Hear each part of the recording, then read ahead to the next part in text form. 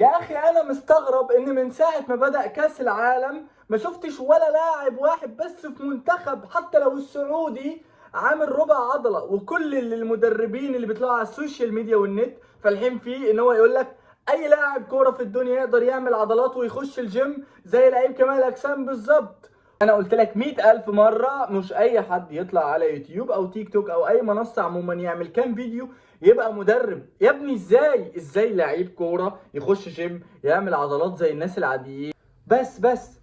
بس خلاص، كفاية هبد، كفاية اللي انا بسمعه ده وانت هدي. بس خلاص انا هفهمكم ايه الموضوع ده. يلا بينا. هو فعلا ينفع لعيب الكورة يتمرن في الجيم، ولا زي ما هو كان بيقول ما ينفعش لعيب الكورة اصلا يتمرن في الجيم؟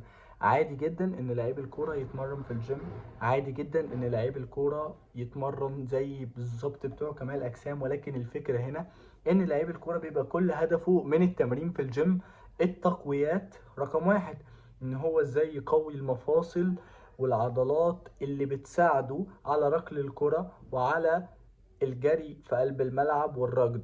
دي بتبقى الاساسيات وبتبقى الاولويات للاعب كرة القدم اللي هو بيكون داخل اساسا الجيم رقم واحد عشانها. الحاجة التانية والأهم، أليو ديانج المالي لاعب النادي الأهلي وخط الوسط الرئيسي للنادي الأهلي ومن أقوى الخطوط الوسطى التي لعبت إلى النادي الأهلي. اتفرج على جسمه، من أقوى الفورم اللي موجودة في الدوري المصري كله، من أقوى الأجسام اللي ممكن تشوف، دبابة بشرية حقيقة يعني. والمثال التاني في الدوري الانجليزي لاعب ويلفرهامبتون اداما تراوري. اتفرج على جسمه، ولكن اداما تراوري كان طلع في مره وقال ان ده مش بسبب الحديد، وان اقل مجهود في الجيم ممكن يعمله بيوصله للفورمه دي، وان ده اللي بيساعده على كده ان هو جيناته كده. وده اللي انا كنت اتكلمت فيه قبل كده في فيديو هسيبهولك في الاي فوق، وهو فيديو الجينات اللي هي متحكمه بشكل رئيسي جدا في جسمك وفي شكل جسمك بشكل كبير جدا. وعلى الصعيد العالمي الفورمة كريستيانو رونالدو، وهو اشهر من عرفته كرة القدم.